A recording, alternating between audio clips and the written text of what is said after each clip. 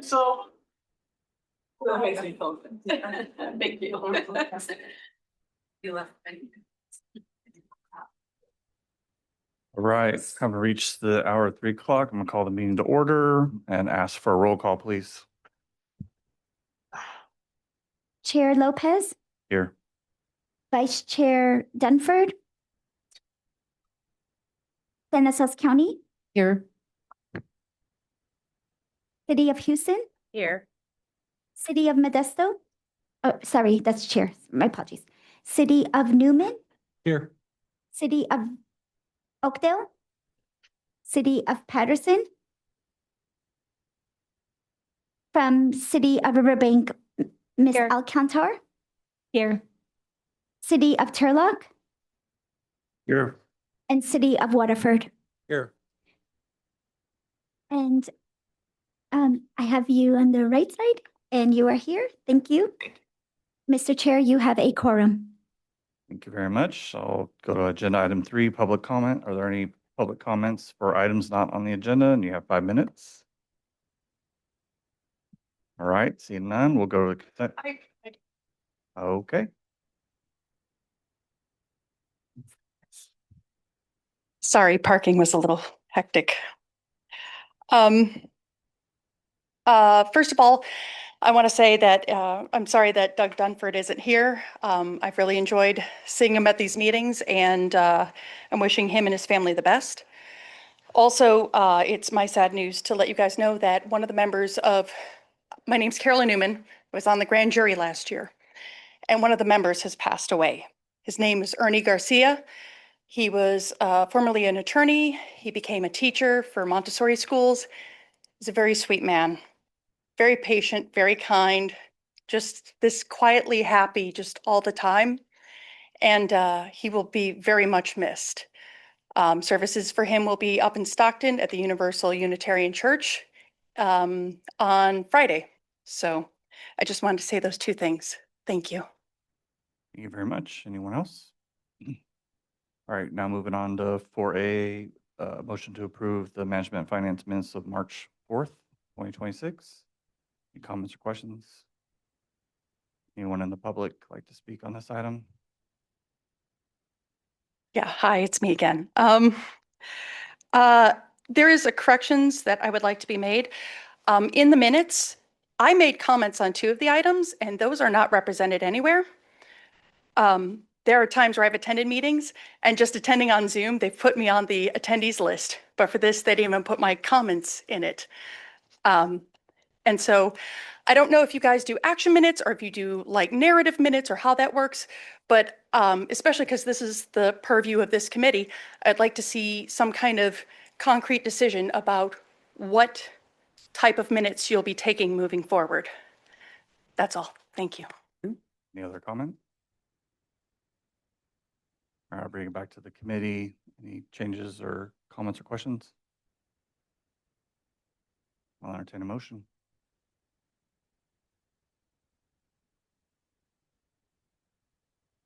Move to approve. You want a second? I'll go ahead and second. Got a motion from Oakdale and a second from Stanislaus County.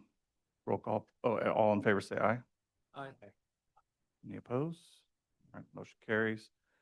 Go to 5A, motion to recommend the policy board adopt a resolution accepting fiscal year 25-26 overall work program amendment number 2. Okay, thank you. Yes, so this is the fiscal year 25-26 overall work program amendment 2. You do have in front of you a couple of pieces of paper.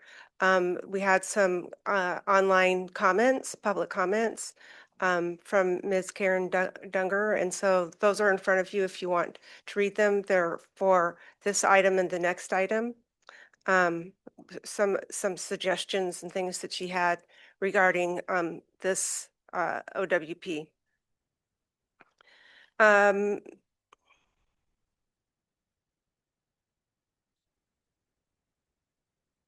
Sorry.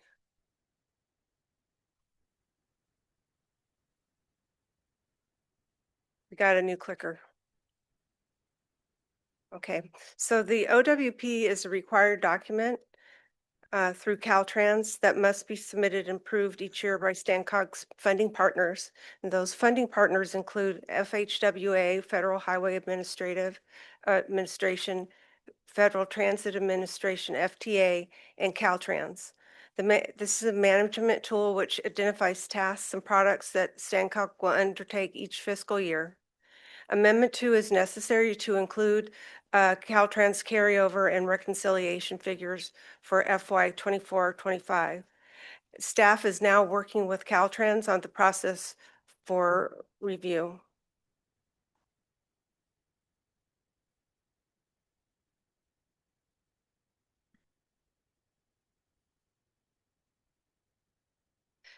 This table is the operating and project revenue for the OWP for federal, state, and local funds. The first column for the schedule shows the FY 25-26 amendment number 1. The second column is the amendment number 2. And then the third column is the increase or decrease between the two. Finally, there's room for notes in the far right-hand side of the schedule. This program's overall carryover from 23-24 to 24-25. It's critical to move this item forward because it's due to Caltrans in order to program $1.037 million. We also wanted to point out that we did not take any of the Measure L 1% for public outreach. That's being frozen until we can get a legal analysis and that has been completed.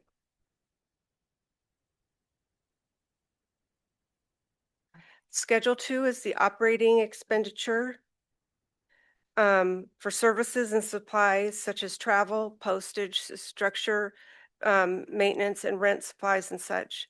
The contracts increased by $766 this last year due primarily to loss of staff and follow-up from grand jury investigations. In other words, we were short-staffed and we needed augmented staff, and we were also needed to follow up from some of the things that the grand jury mandated that we do. So that's where the increase in those costs primarily come from. Schedule number 3 is the project expenditure budget.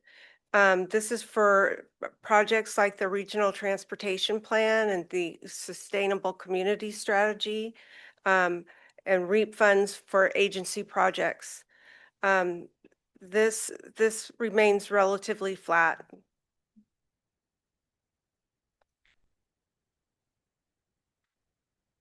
And then Schedule 4 is the capital project expenditure budget. This is basically the Highway 132 project that we have.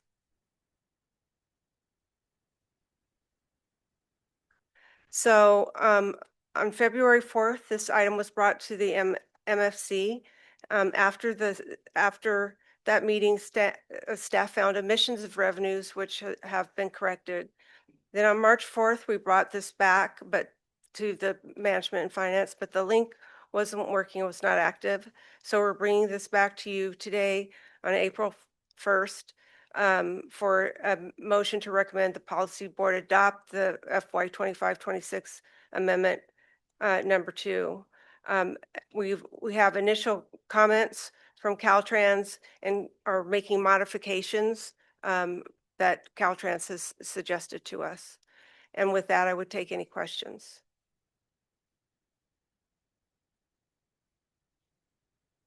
Any questions?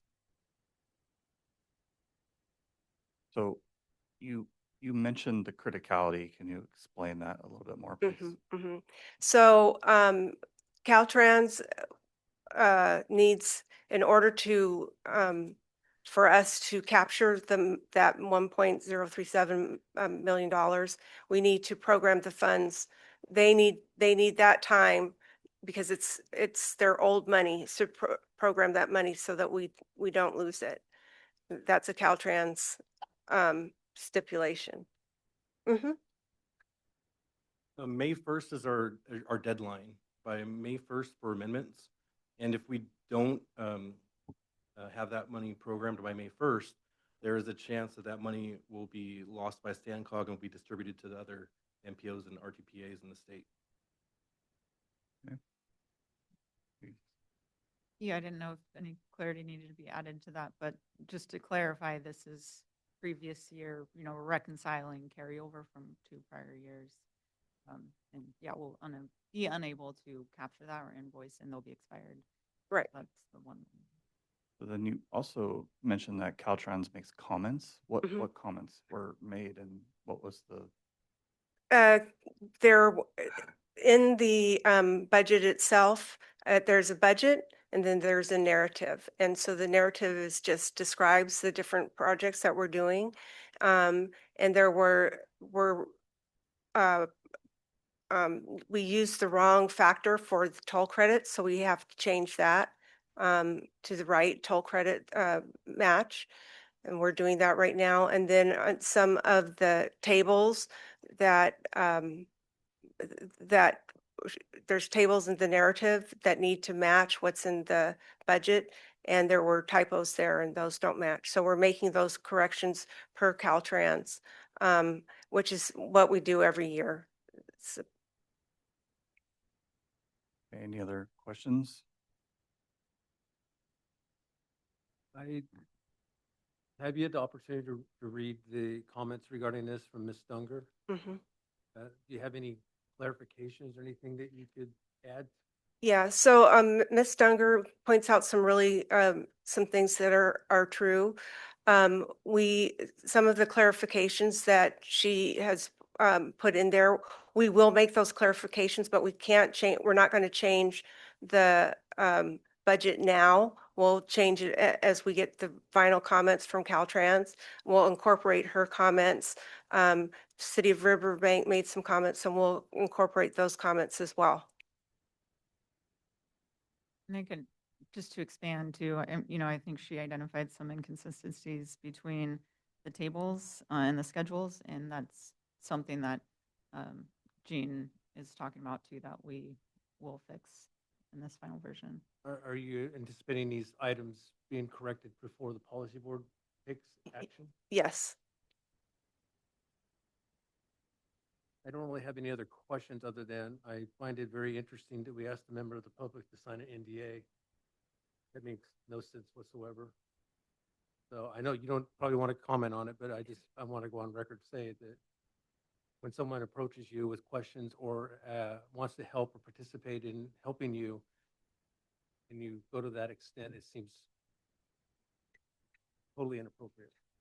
In the future, I would recommend that you don't do such actions and accept the help that is offered.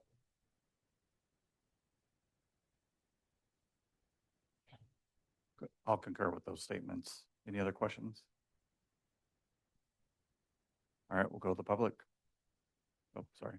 So the agenda says review and receive, the staff report says discussion. Are we actually making an action today to move forward? Yes, it's review and receive and review the Well, this is a motion to recommend, I believe. It's 5A. The motion, all right? Mhm. I mean, I just don't see the agenda. I'm sorry, yes. Again, staff report says discussion and the agenda says receive and review only. But it should be a motion, correct? Amber, That's the way I, I think we had a Yes. second last time. mm. Well, We'll I need- think we'll be definitely making a motion on this item. We have a choice to. Mm. All right, I'll open up the public.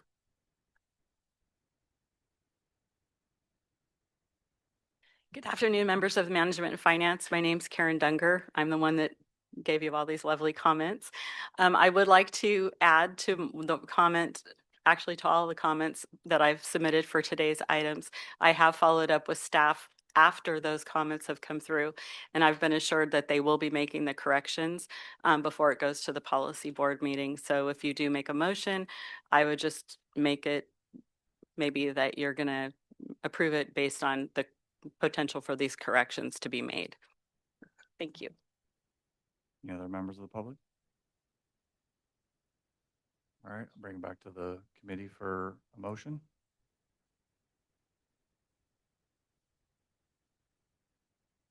Any further comments? Make a motion to approve. We're out of time. Well, I agree, but I think we need to make it with pending modifications. Yeah. And I think there should be a report back to this committee once those modifications are done. And well, I guess we'll get it with the policy board, but clearly there are some levels of modifications that are going to need to be made to clarify some of the issues that have been identified. All right, is that okay to amend the Yeah, I motion? agree with the amendment. Thank you. All right, do I have a second? Second, whatever. I got a motion from Turlock to approve with potential modifications prior to policy board, and a second from Waterford. All in favor, say aye. Aye. Aye. Any opposed? All right, that motion carries. 5B is review and receive the fiscal year 26-27 draft budget and overall work plan program. Okay, so this is for this upcoming year. Again, we have the same schedules that we did on the last, they're not the same schedules, but they are consistent with what we had in the 25-26. If you look at the Schedule 1 operating and project revenue, you can see that the federal funds for the STBG and CMAQ funds are down. The state revenues all are down too, and we will be closing out REAP in 26-27. You all, each of you, I think, has a project through the REAP funds, and that's closing at the end of the calendar year. The next one, Schedule 2 for operating expenditures. The contracts are reduced this year. We're cutting down on costs associated with legislative advocacy, IT support, and gearing down on the outside support, staff support. We will have gone through the items that the grand jury dictated that we do, and we anticipate that we won't need as much augmented staff support due to that. Okay, Schedule 3, project expenditures. Again, REAP is closing out, and then we'll also be gearing down, excuse me, on the regional transportation plan. That's supposed to go to the board in August, and then we'll be closing that out. That's a very expensive task that we're doing, the regional transportation plan, and gearing that down as well. Schedule 4 is the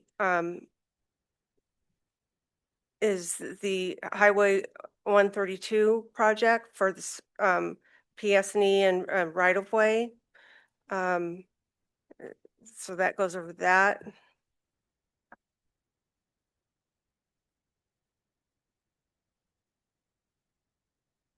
And that concludes the presentation. Before I go to you guys for questions, can I have clarity on the difference between 5B and 5D? Yes. So 5D is, I think you'll recall, it was to this committee, I believe, that Kate said that we were going to put together a budget to present to everyone. That 5D is supposed to be the Measure L budget that she was talking about at that point.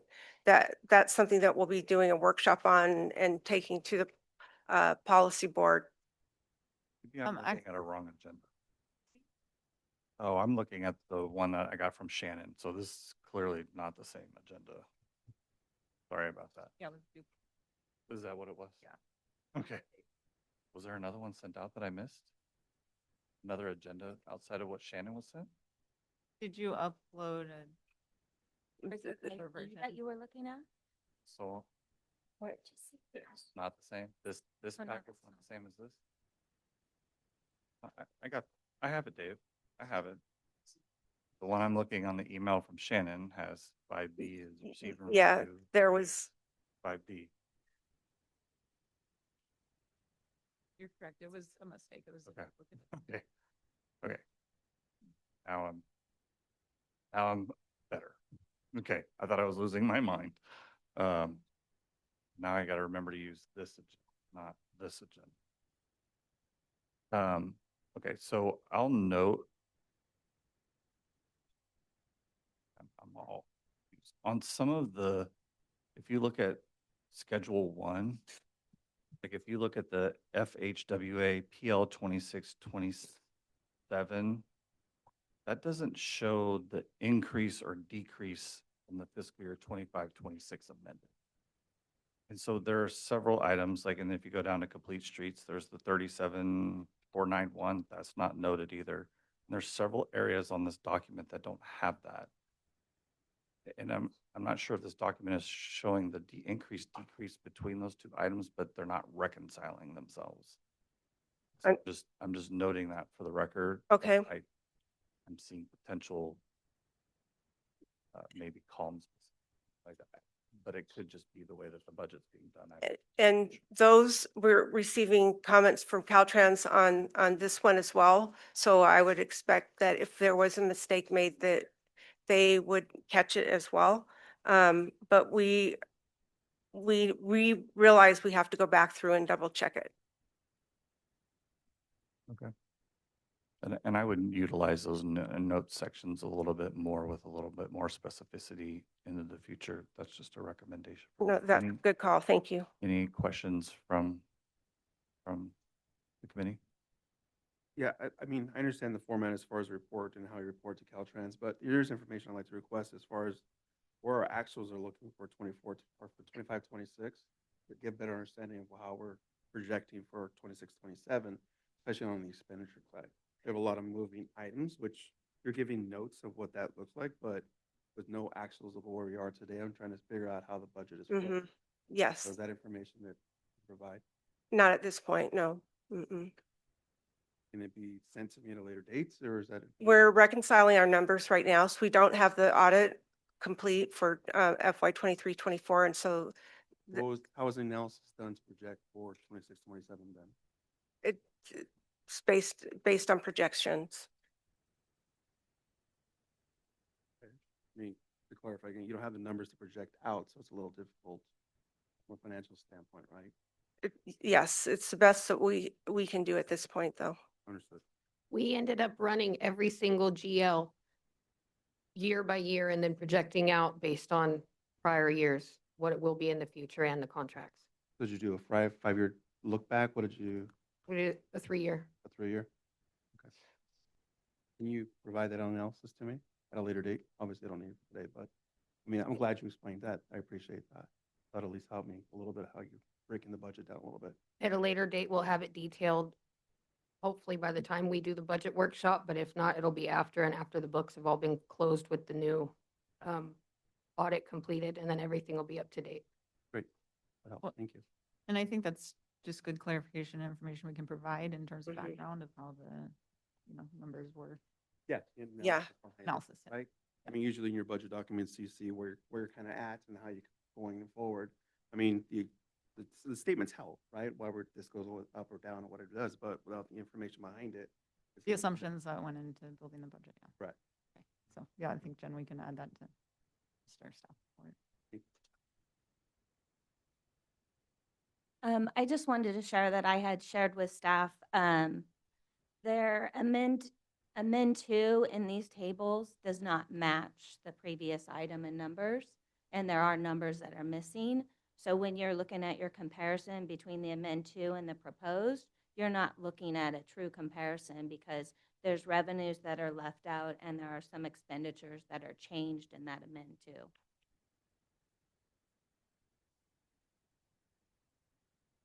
Any other questions?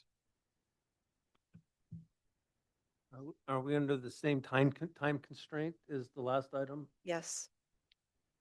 Well, this came last month and you said. No, that this you had was asked For the- Caltrans extension. We did ask for Caltrans extension to May 15th, I think it is.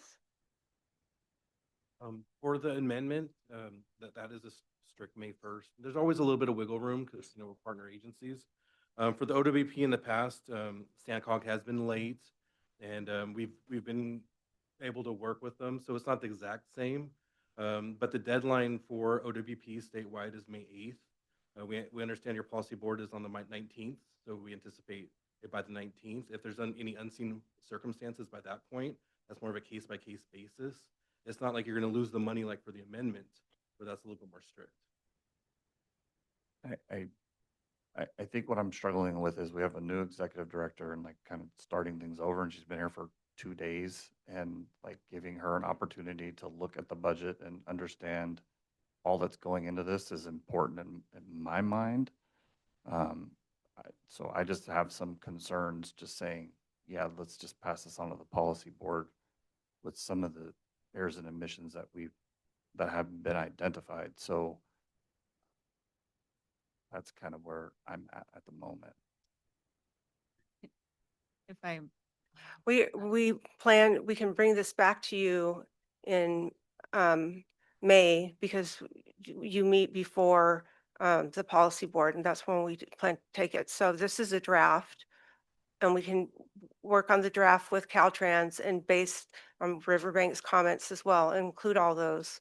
You could always pass it along contingent upon us making those modifications. Any question? Did you say something? yeah, I think actually Jean said that correctly. And based off what Caltrans is saying, that they'll accept us submitting the document, knowing we'll have our policy board in May. We can come back to you, bring the final back to you at the next meeting, and then bring it to May, and then give them the signed documents after our board meeting. Any other comments before I go to the public? All right, I'll open up to the public.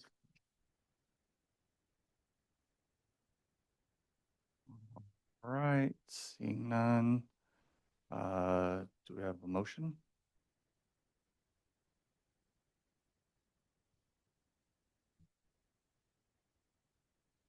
You said we're okay till I missed something. I'll make the motion that this, the OWP for 26-27 be deferred until the May Management Finance Committee and not approved as currently crafted. Second that. I got a motion from Modesto and a second from Houston. All in favor, say aye.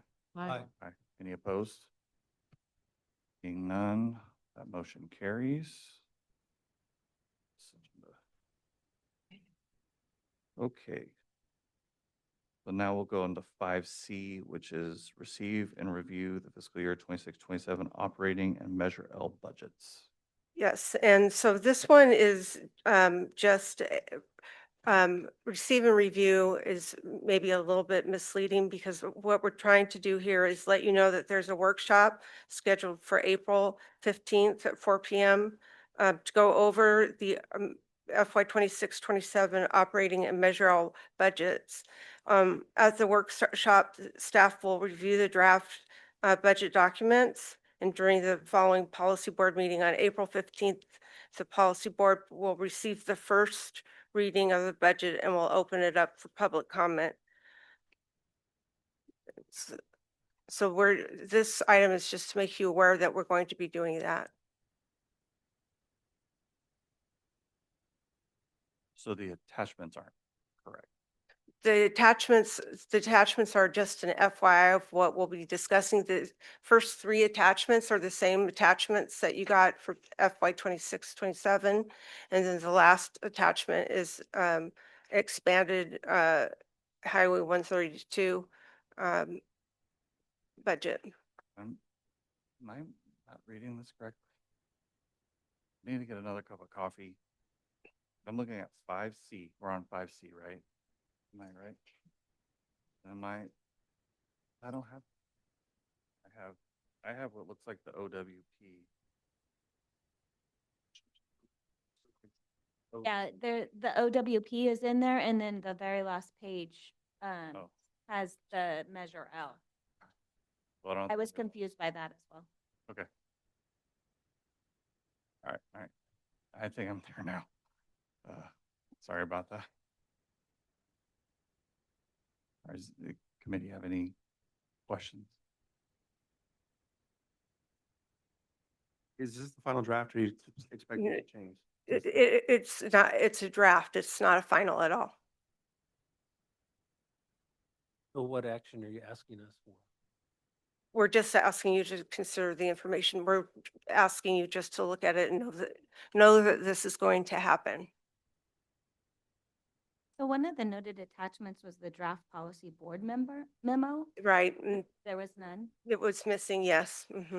but we don't have it. I do not have it, no. Will we get a copy of it? Yes, we can get you a copy of it. Okay. Any other questions or comments?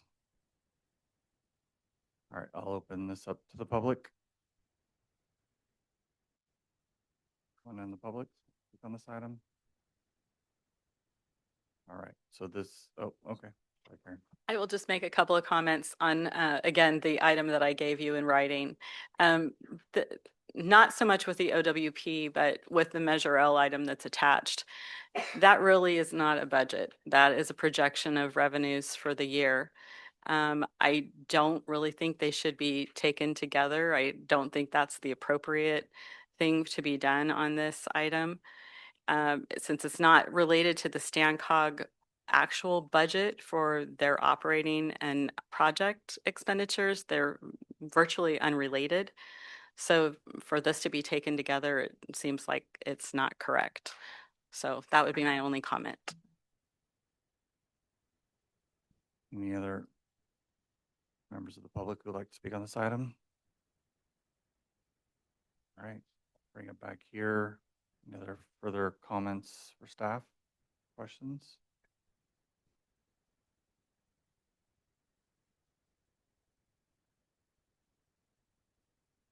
All right, so this is just a receive and like just informational, Correct, yes.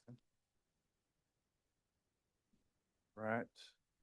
So we will now move on to 5D, receive and review amendment 4, the professional services agreement for Elite Transportation Group. Yes, so when we had the policy board meeting the other day, there were several items pulled, which were contracts. The policy board asked that we bring these to you for your consideration and then bring them back to the policy board. One of them was the Elite Transportation Group amendment. This amendment is needed to help us with the RTP and the FTIP. It's increasing the budget by $75,000 and extending the term of the agreement to June 30, 2027. And that's the report on that.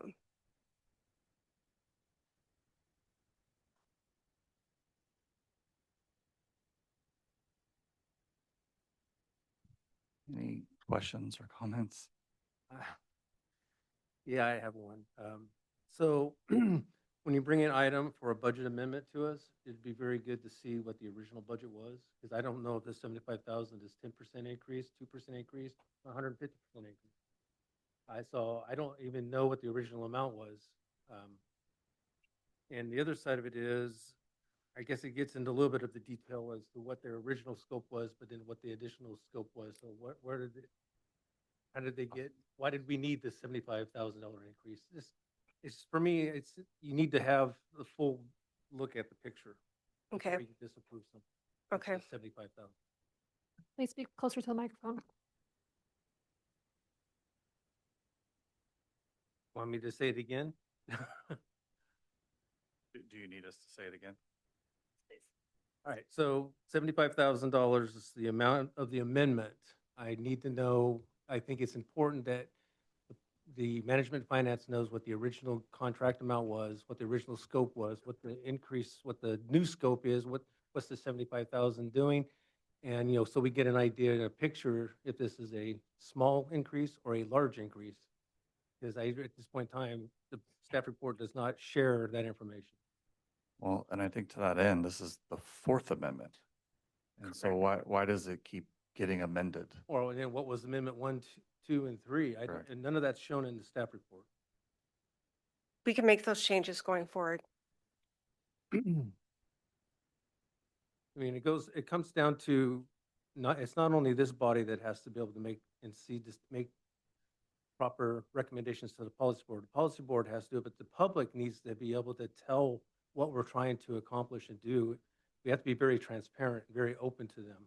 And I'm not seeing that right now. It's very, you're giving information this on a need to know basis. And it comes across as very, I don't want to be too negative, but it comes across as not giving enough information for a proper decision. Any other comments or questions? So this is also just a receive and review. This one is, This discussion, yeah, the agenda says receive and review. well, I think we should have a motion on that if we can. Well, I gotta go to the public first. So are there any other comments or questions? All right, we'll go to the public. Anyone in the public have any comments on this item? Gene, when is the end date of this contract? The end date of this contract is June 30 this year. All right, no further members of the public? All right, we'll bring it back. So if it does end in June, could this come back at the next management and finance with more of the details? Yes, it can. That'd be my motion if we need to motion that. Do I have a second? Second. Got a motion from Stanislaus County and a second from Waterford. All in favor, say aye. Aye. Any opposed? All righty. We will go to 5E. Receive and review Amendment 1 to the professional service agreement for Sigala. Sagala Inc., yes. So this one is tied to the REAP funds, the Regional Early Action Planning grant that we have.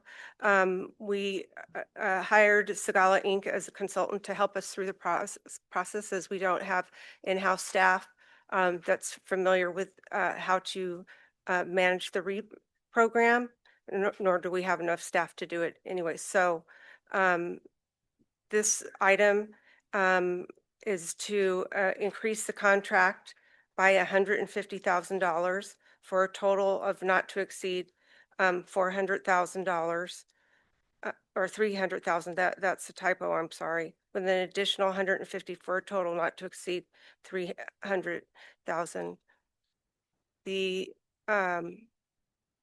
The contract ends in April, so we do need to take this forward if we can.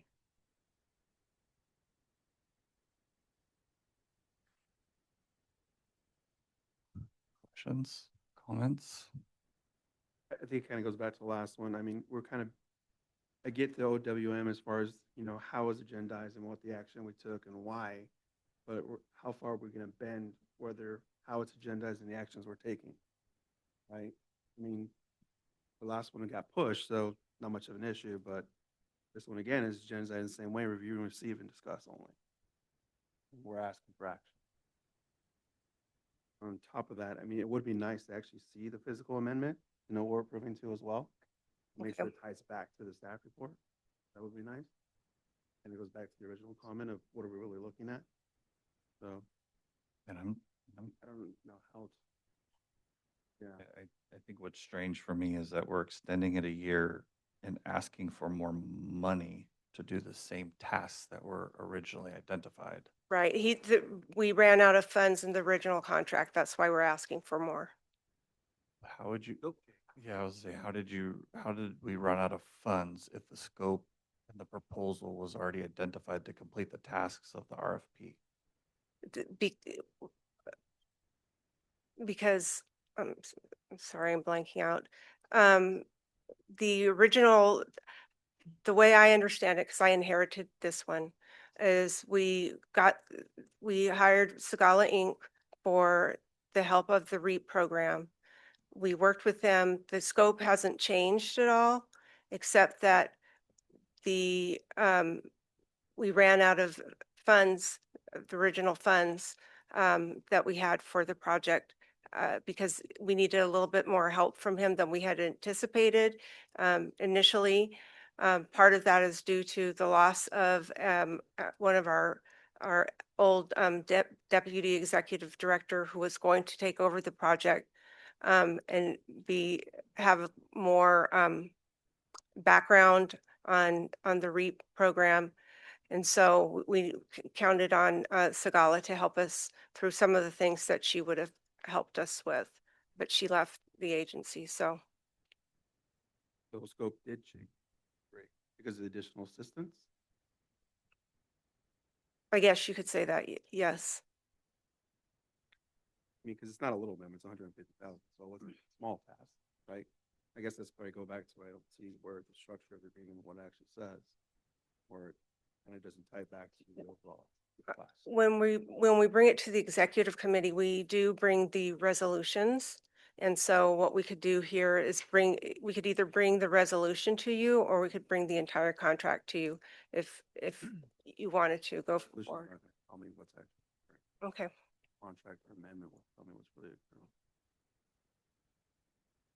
And can you clarify, is it the 150 makes it 300,000, not the Yes, 400? yes, that was a typo. I'm sorry. Was the original contract written with a not to exceed amount? No, I don't believe it. I don't have it in front of me, but I do not believe it was.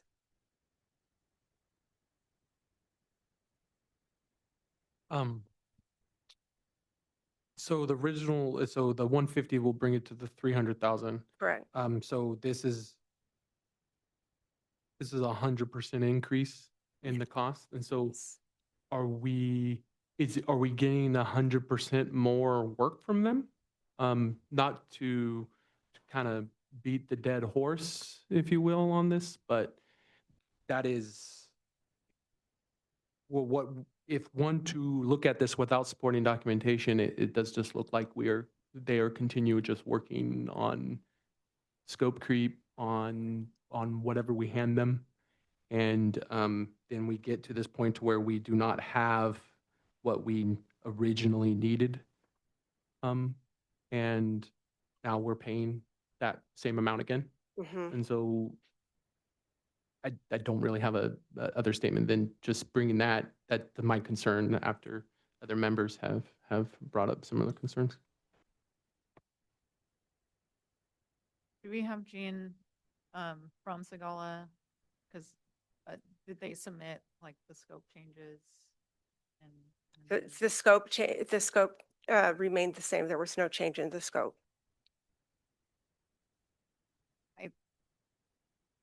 I think, well, for what are we bringing to the executive management, the contract? To the executive committee, we bring the resolution, not the contract. We can bring the contract if we have to. Yeah, I think this is one of those kind of work in progress in terms of putting together templates for amendments and having, an actual amendment template that actually shows, marked up changes in the contract and practice. So we can look at best management practices and correct those moving forward. And I think just with this item, given its time sensitivity, when is the deadline? When is this one out? April, the end of April. We could always just write them an extension letter and then bring back the actual amendment. Okay. Concerns about, scope. And ask them for more details on scope associated with that additional budget. If I may, Chair. Thank you, Director. On that, can we provide a letter that they can continue forward in a restrained amount until we do see an exact layout of what this additional $150,000 is going to do until December 31st, 26. So if I'm understanding correctly, the original agreement term is ending in April, the end of April, and we're out of funds to continue to pay them. At the end of April, At the end of April, but both of those items, both out of funds to continue paying them and the agreement's ended? The out of funds to pay them. out of funds to pay them. And then the agreement would also need to be The extended to agreement December 31st? to December 31st, and I'm sorry, it's through June right now, but we're running out of funds. Okay, so it's June, so the time issue is because of the money, not the agreement. That's correct. Okay. But I would like to see, I would like to see a detailed project scope before we give them more money. Okay.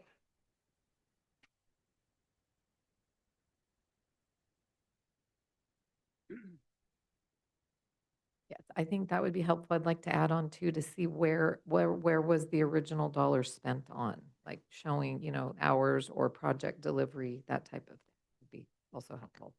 Yeah, I mean, that's certainly my concern. So they submitted a proposal to complete a task for $150,000. Now we've exceeded the $150,000, yet the project's not done. I'm trying to reconcile that in my mind. And then to your point, we're asking for the same amount of money to complete it. That's not adding up in my mind. And I think one thing you said, Jean, though, is we're basically transferring what we previously had sketched out as staff time. Yeah. That we anticipated staff actually handling. Now that we don't have that staff, we're putting that on the consultants. That's correct. My understanding. That would be amendment to scope. Exactly. Correct. What happened? Right? And I will also like to add, do we have some policy or guidelines on when typically we have a contract, you're able to move on a contract without having to go again to a proper RFP if a percentage, this is 100% increase. I believe that this would exceed any typical amendment when you double a contract of proper procurement. Or is it, I'm just asking the question, because to completely double a contract without proper procurement, that may not be within the rights to be doing that. I don't necessarily disagree with that. Any other comments or questions? Well, I don't believe I've gone to the public yet on this, right? So I'll go to the public now. Any public comments? All right, I'll bring it back to the committee for motion. I motion not to move this item forward until we have a defined scope of what amendments we want to see, or what amendments to continue work and in what way. And additionally, to look at the policy as member from Patterson, the policy on 100% increase in an agreement. Let me ask a question. Just to clarify, Jean, on this particular, the REAP program, what's the implications if we had to issue a stop work order for a month, until we? Right now, we're in the process of all the projects have been approved except Modesto's, and Modesto's going, I believe, in April or May. So the work with HCD, as I know it, has been done. Now it's just watching the project and monitoring the projects themselves and closing out the projects at the end of the year, because it's a very tight turnaround to close out these projects by the end of this calendar year. So the implication, I think we would be okay. I haven't talked to the consultant, obviously, but given the concerns of the policy, the management and finance, I think that's the way we should go. Okay, unless the committee would be open to us bringing that backup documentation to the executive group and to the full board in this particular instance. To be honest, I don't know the full scope of this one myself. So I can't sit here and tell you it's extremely urgent and to push you on this, or whether we're okay holding off for a month. It sounds like it's for a project in Modesto, and I wouldn't want to harm, movement on a project that's supporting our local jurisdictions. So I'm not sure if Modesto, Joe, you're aware of this project, but that's just that's an alternative that I'm tossing out there. I'm not aware of any concerns on our end unless I start getting blown up here in a minute. It sounds like we can get through the month though. I mean, so the I stop don't- order is really towards the end of the month, right? So the gap is really going to be very minimal. Right, with that. Mhm. I wouldn't say stop it as of today. I Mhm. would say right through to that stop order at that point, and then we have a small gap to be able to clean it up. All right, I do have a motion. Do you want to keep your motion? Yes. Is there a second? Who's second? Was that you, Fernando? All right, I have a motion from Newman and a second from Patterson. All in favor, say aye. Aye. Any opposed? All right. Go to 5F, motion to recommend the policy board adopt a resolution accepting Stan Cox salary classification study. Okay, well, good afternoon. I was going to say evening, but we're still in afternoon. So nice to meet all of you.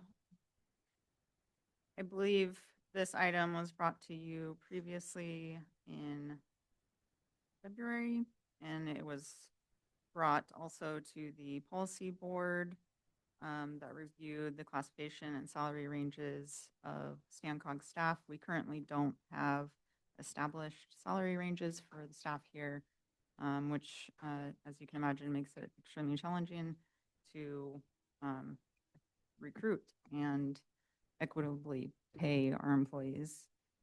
There were concerns, I believe, brought up by the policy board and direction to staff to bring back the classification study to evaluate additional jurisdictions that are within the region. Previously, the two prior agencies that were reviewed and included were because they had recent classifications and compensation studies completed, and there was some adjustments and normalization applied to it from the U.S. Bureau of Labor Statistics. However, the board wanted us to go back and reach out to the surrounding COGs in the valley, which our staff did, and a few of them did not respond, which we have the attachments here showing a summary of the agencies that responded, showing their ranges, minimum, maximum for the comparable positions that are in our position lists that we have. And then staff went through and conducted an analysis of the medians and developed some recommendations based on those ranges for each position, possible position at StanCog to establish those ranges. Additionally, a recommendation on adjusting the salary ranges annually. So StanCog currently provides a COLA annually regardless of performance. So the recommendation here is to make merit-based adjustments based on either the price index or the average salary adjustment of the three agencies. And then authorization for the 20 FTEs and authority for the executive director to make adjustments to the organizational chart and structure as needed.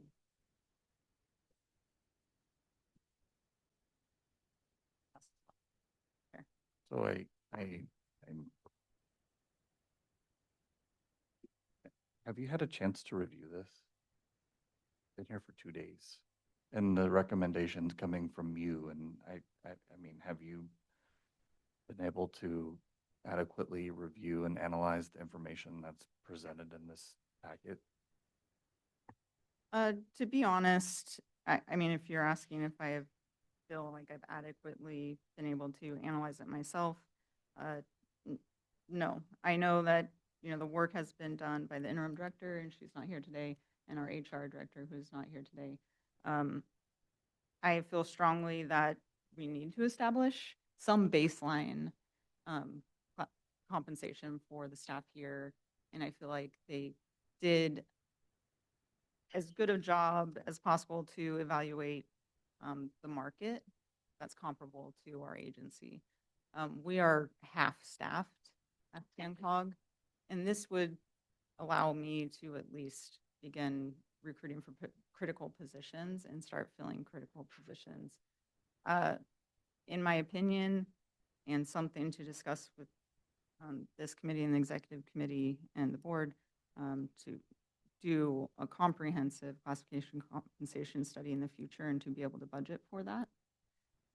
So I feel comfortable enough with this and the function of this to move it forward now. That's the urgency. The urgency is just to allow me to proceed to recruit. So I'm okay if we can extend this and I have more time to have more involvement in it. However, that's, I guess, where But I'm you with can recruit now, right? I mean, you don't necessarily need this to recruit per se because there is an established salary. There's just not a range, if I understand. Correct. It just not, I would think I would feel more comfortable knowing we're within the market and appropriate ranges for similar agencies and similar positions than what we have now. I feel like there's a dramatic discrepancy between our positions now, and I'll just continue to add to that discrepancy if I continue to hire based on our current salary. Yeah, one of the things that I'm struggling with is I've been here for 2 days. B, you guys are extremely short-staffed, but something as important as salaries and the employee compensation and things like that need the requisite time and attention to make sure that we're doing things correctly the first time. And I don't know, I'm not going to speak for everyone else, but I speak for me. Like if you guys need support in doing things like this, please reach out to our agencies. We'll help provide staff to help comb through recommendations so that what you're bringing here is solid and that we can all agree to. I'm not sure I'm comfortable yet because I haven't been able to digest all of it, but I'll take you if you're comfortable. If not, like we can form committees here for us to look at things like this. And if that's a benefit to you, that's something that I, from Modesto, would be willing to offer. And if I can speak to that, greatly appreciate that. And I think at this point, I think it would be helpful to maybe table this, not get action from you, maybe get some, if you have input this evening on how we should proceed, and I appreciate that recommendation to form a subcommittee. So open to. Okay. Any other comments or questions? Yeah, I had a few comments. Do we know, did we do any kind of adjustments for these other agencies that we pulled in, like we did when they did the previous? I don't have those details. Okay, so that would be one thing that I would ask. And then also, do we have set salaries to know what kind of increases this means to the current positions? Like what, are we doing an overall 5% increase? Well, or average, I should say, not overall, but averaging out how much our increases are going to cost us? Yeah, I think that I don't know if is it in one of these attachments?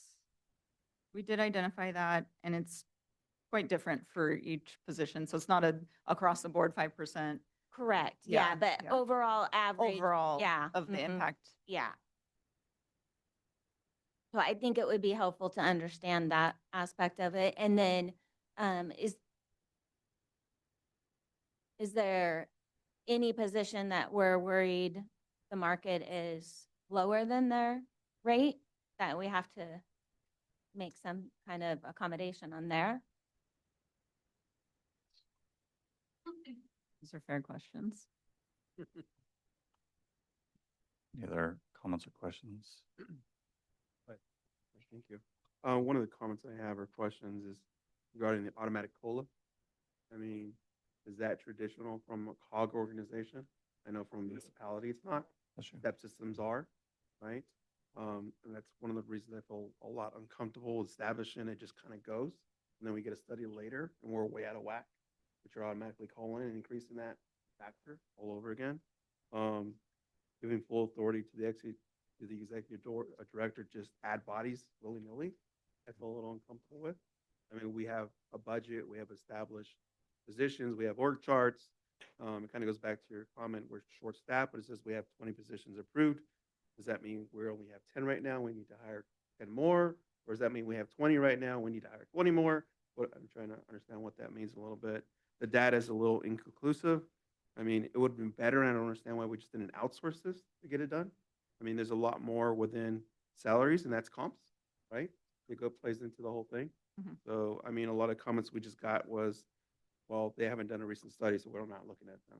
That's not really a comment, right? That is the market. The market is the market. He pretty much summed up what I was concerned about. And the other, I guess, one thing I would add on, he alluded to it, is typically I'm not used to seeing a minimum maximum. I'm used to seeing actual progression. So we're not seeing, okay, we want to give this person a 20% increase. We're going to give them a typical 5% increase. They go through the progression as they gain experience and prove their merit. Any other comments or questions? Go out to the public. Anyone in the public? All right, I'll bring it back with a motion. I think it would be helpful if we formed some kind of committee to help review some of this stuff and give you some insight into some of how our local agencies are working in these types of things and give you some extra support and help bring these recommendations. So I will make that motion to table this item, form a committee. Any volunteers? I'll volunteer Modesto. Stanislaus County volunteer? Would you like me to volunteer? Would Stanislaus County like to volunteer? Sure, Stanislaus County would love to volunteer. Anyone else? I will. For Riverbank, we just are finishing up a study right now, so. Perfect. I think that will be sufficient. So we'll have a committee comprised of Riverbank, Modesto, and Stanislaus County, and work with the executive director to bring back recommendations to this committee. That's my motion. Do I have a second? Second. All in favor? Aye. All right, the motion carries. All right. 5G, motion to recommend the policy board adopt a resolution approving the draft active transportation program guidelines. Jose Luis? Yes. Hello, Jose Luis Caceres. I'm your director. Well, I'm StanCog's director of programming and program delivery, and I've got a remote. This item is the draft 2027 Regional Active Transportation Program Guidelines. So this item is going before several committees. It went to the TAC and to the Bicycle Pedestrian Advisory Committee to just for consideration discussion. It's coming before this body and the Executive Committee for a recommendation on whether the board should approve a resolution to adopt the draft guidelines. I was about to say next slide, but that would be my job. Just waiting for it to. All right, okay. All right, so a little bit of perspective. We've done this before. Last time it was about 2 years ago. Well, it was exactly 2 years ago. There's 2 funding rounds for active transportation program. Technically there's 3, but the third one's not for us.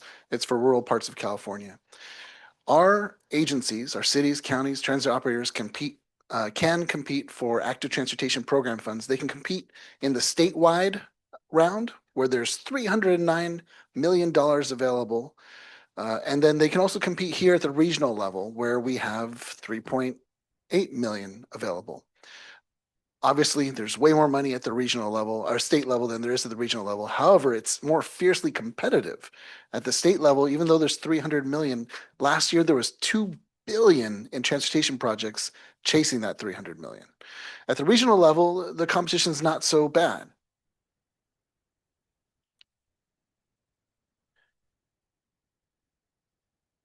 Okay, so I'm going to just go a little bit into some background here for the guidelines because there's a decision before this body, which is how do we want to do it this cycle?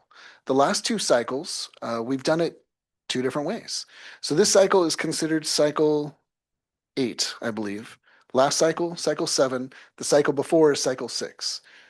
Or I have been here 3 years, so I've only participated in this active transportation program and one before it. So we're talking two before. Before I got here, the way StanCog did its active transportation program is it just told applicants go apply to the state. If you, in other words, if you're doing a regional application, just submit it to the state. They'll score it. They have reviewers, and the state will tell us which of our projects scored the top in the regional, and if any of our projects receive funding from the state. In other words, StanCog was able to outsource the whole process. When I came here, and I do have a bias, I came from the Sacramento Area Council of Governments. Whenever we score projects, we always have, 10 to 12 reviewers scoring projects, and we usually have more than 3.8 million that we're programming. What I've found when I can see the individual scores of reviewers, and many of you might be familiar with this too, is no matter how technical the data, no matter how rigorous the rubric, individual scores, their scores will vary, sometimes significantly by project. And that means if you only have one or two reviewers, the projects that get selected could vary quite a bit. A project that's number one is probably going to stay number one with everybody, and a project that's at the bottom would probably stay at the bottom. But in the middle, it becomes a little harder to get consistent results. So at my old agency, we would deal with that issue by increasing our data, our sample size. More scores is a more reliable average.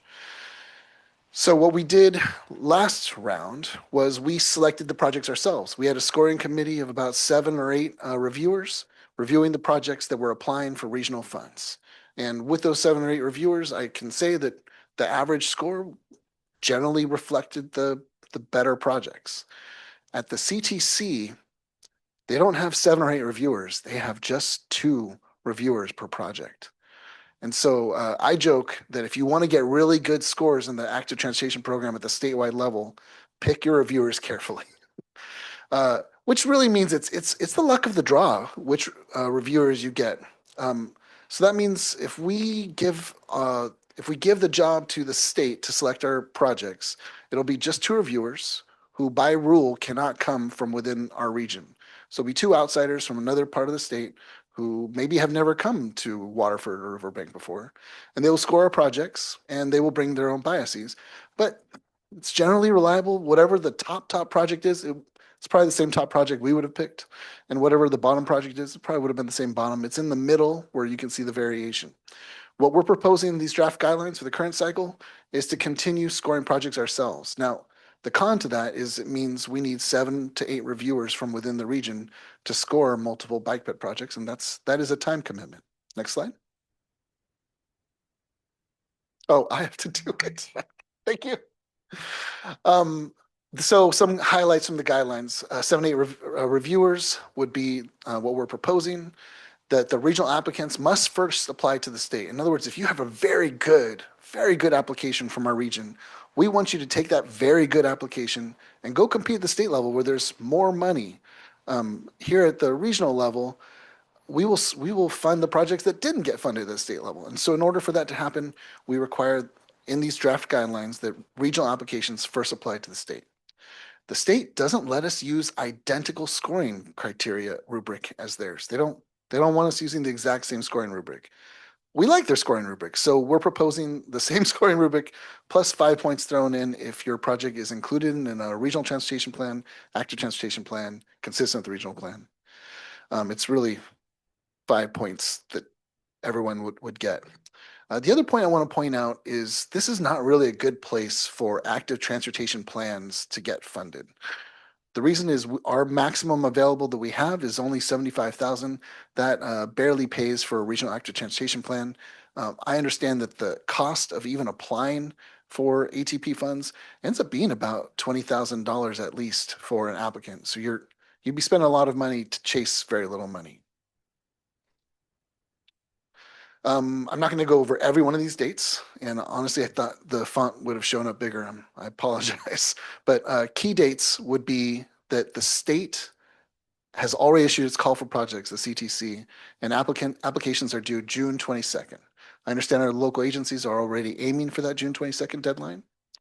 The state says that, oh, thank you so much. The state says that if you want to have your own, if you want to exert the option of having your own regional selection process, then the CTC needs those guidelines submitted by May 8th, our guidelines submitted by May 8th, and that they would act on it at their June meeting. Assuming they approve our June guidelines, then we would issue a call for projects in July 1st, allow everyone 3 months till October. I am going over all these dates, I'm sorry. But then we skip through, the whole thing ends in June 2027 when the CTC approves all of the regional projects. And then I think we're on to, yes, questions. Any questions, staff? I just had one. So are you only limiting this to the localities? So just the cities and the county? Yes, just the cities and county, though transit operators can apply, yes. Was this the one last year where Stancog ended up applying at the last minute? Yes, we applied for Church Street. It wasn't last minute. I think you're thinking of the CMAC and STBG funding round where we also I got them confused, so. Okay. Stancog, we build projects too now, right? We've got an interchange and a Dakota to Gates. Those are big deal projects. And then we helped out the county by applying on their behalf for Church Street, which is an empire, an area that our region and county identified as in desperate need of facilities. And we actually got those funds in that big statewide competition. So we did not take from the regional funds when applying for Church Street last round. We'll make sure that we're maybe competing amongst ourselves, but not against each other for the larger pot of money. That's what my bigger concern is in The larger pot. the larger pot, because the regional part's the competitive part, right? They're both competitive. I understand. Oh, sorry. Yeah, so I'll just say Stancog, we are not applying for any ATP in this round. And it's just, yes, just within our region that would apply for our regional pot. So Stockton's not coming for our regional ATP. Understood. Okay. All right, any other questions? All right, I'll open up to the public.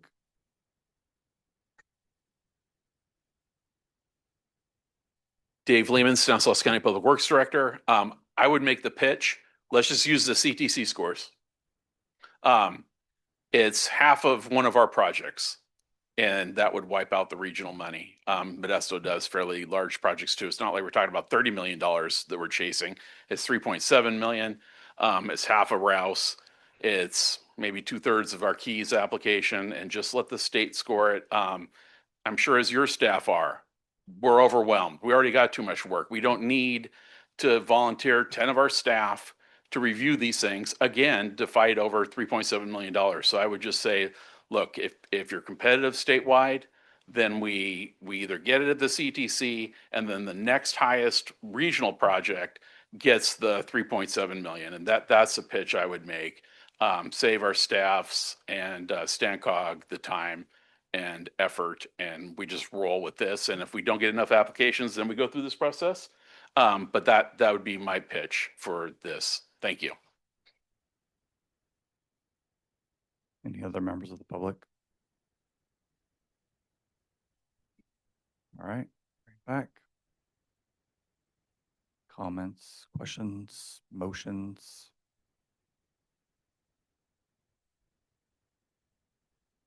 I consider Director Lehman's comments. Do you want to consider Director Lehman's? I was just going to make the motion to approve staff's recommendation. Do I have a second? I'll second. All right, I have a motion and a second, and all in favor say aye. Aye. Aye. Any opposed? All right, motion carries. All right, we are on to agenda item 6, information. We have A through D. Any comments or questions? Seeing none, we will now go on to Executive Director report. Great, thank you. I didn't prepare a full report for you today. It's just basically me introducing myself as the new Executive Director of Stanislaus Council of Governments. I'm happy to meet all of you here. Apologies, I haven't had time to actually meet with each of you, but I plan to do so if your time allows and you're willing to do that. But a little bit about me, I have almost 2 decades of experience here in California, mostly in transportation. I was an executive director of another COG, your neighboring Calaveras, neighboring to the corner. So don't hold that against me. Stanislaus is now my my place. I live here in Modesto now, so I'm fully committed, and I'm excited to work with your staff to get projects and move things forward. And just excited to be here. So thank you. Great, welcome. All right, we will move on to, before we go to agenda item 8, we used to have Caltrans report on here, and now Caltrans is here. Sorry about that. So I don't even know how we would do this. Like, I don't even know if it's allowed. It's not on the agenda. Public comment in the end. The whole time.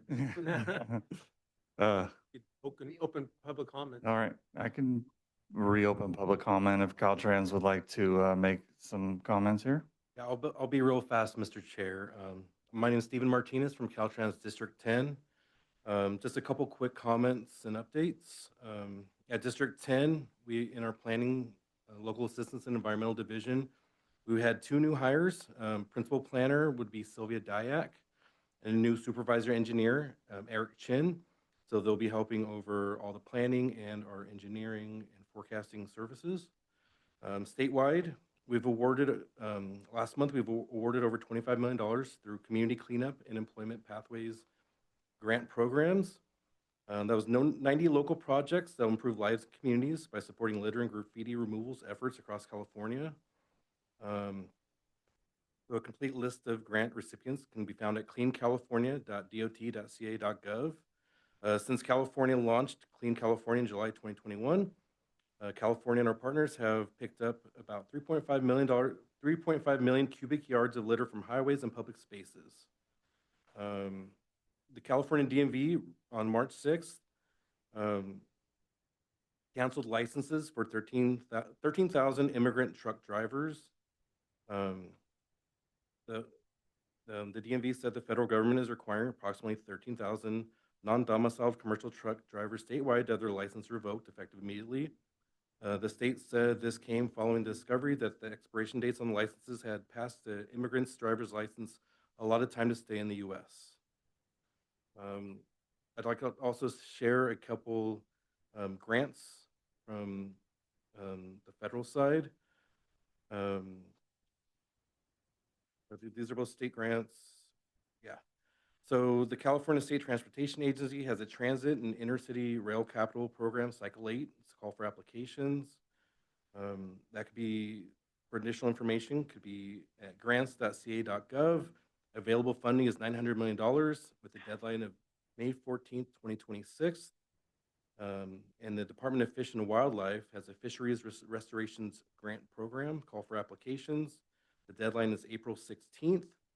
It's for nonprofits, public agencies, tribal governments. It's $16 million funding availability, and that can also be visited at grants.ca.gov. Thank you. Thank you. Anyone else in the public would like to speak? Give 2 bites at the apple, only if you haven't spoke before, actually. All right, I will close public comment again and go to item 8, member reports. Member reports. All right, seeing none, I'll close the meeting at 4:18.